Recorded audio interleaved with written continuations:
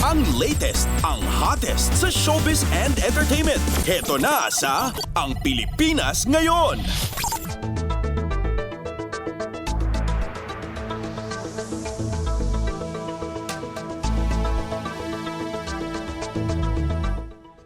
Hello! Magandang araw sa ating mga chismoso at chismosang nag-aabang ng mga trending na balita sa mundo ng showbiz. Ito na ang ratsyada ng ating mga chika.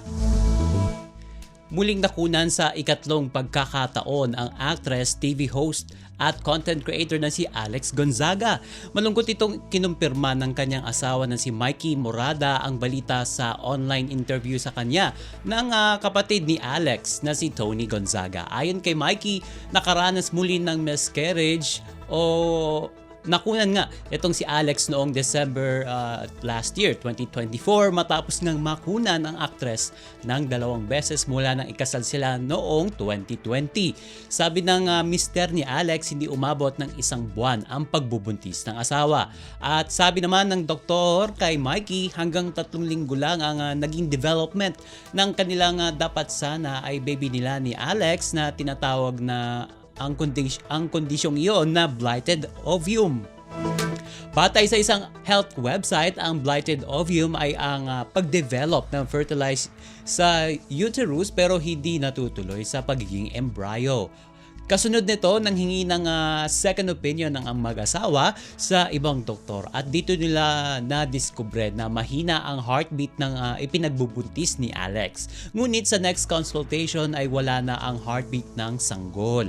Ramdam ni Mikey na nagpapakatatag si Alex nang malaman nila ang nangyari. Sabi pa ni Mikey tungkol sa kanilang naging miscarriage, quote-unquote, at the end of the day, kahit anong mangyayari, biyayaan man tayo o hindi, kahit tayong dalawa lang magkasama ay okay lang. Ang latest, ang hottest sa showbiz and entertainment. Heto na sa Ang Pilipinas Ngayon. At cambio naman tayo sa iba pa nating chika. For today, it's a yes. Officially na magkarelasyon ng itong sina Batangas Vice Governor Mark Leviste at ang kanyang nililigawang kapuso artist na si Ira Lopez makalipas ang ilang buwang panunuyo ng politiko. Sa latest TikTok post ni Ira, ibinahagi nito na sa naturang platform na kada buwan ay kanilang sinicelebrate ang petsa ng kanilang unang dinner date. Kasunod nito ay ang pagbibigay sa kanya ng bulaklak ng Vice Governor na sinuklian naman ni Ira ng pagbibigay naman ng isang rosas ng kay Mark na may kalakip na maikling sulat.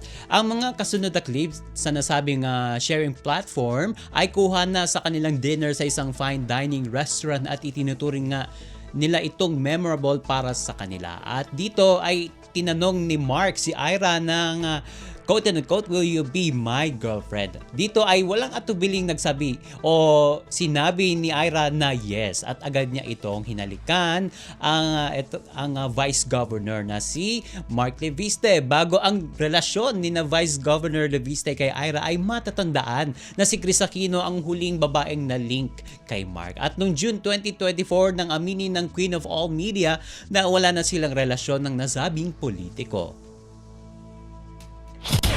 Ang latest, ang hottest sa showbiz and entertainment. Heto na sa Ang Pilipinas Ngayon.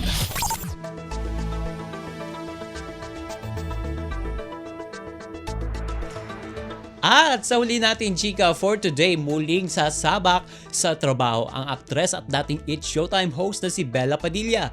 Balik Pilipinas na kasi si Bella para sa kanyang full-time job nito bilang artista. Iyan ay makalipas ang mahigit 1 taong paninirahan ng solo sa London, sa Britanya. Sa Instagram tila senti-mode si Bella at ibinandera ang compilation ng naging buhay niya sa ibang bansa mula 2021. Ang caption niya sa nasabing post, Quote and unquote, I am temporarily closing this chapter as I prepare to work full-time again. Kasunod niya na inalala niya kung ano-ano ang mga natutunan at naging pagtatanto niya nang siya ay nanirahan sa London. Quote and quote, sabi niya, because of London, my instincts are now sharper. I stayed as healthy as I could while navigating my autoimmune disorder. Dagdag pa ni Bella, quote and unquote, London also gave me the best friends that one could develop in adulthood abroad.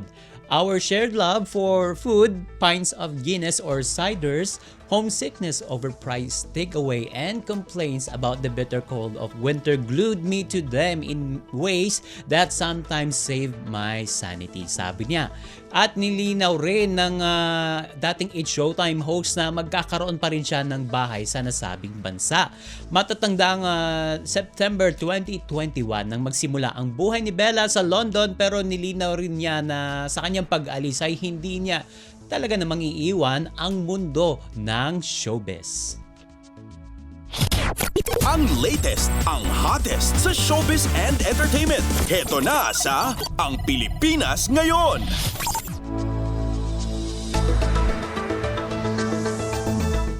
And OMG, wala na tayong sapat na oras para sa ating balitang artista. Maraming salamat mga kachismis sa pakikinig sa aking mga chika for today. Ako po si Mama JT para sa Radyo Pilipinas World Service! Ang latest, ang hottest sa showbiz and entertainment. Heto na sa Ang Pilipinas Ngayon.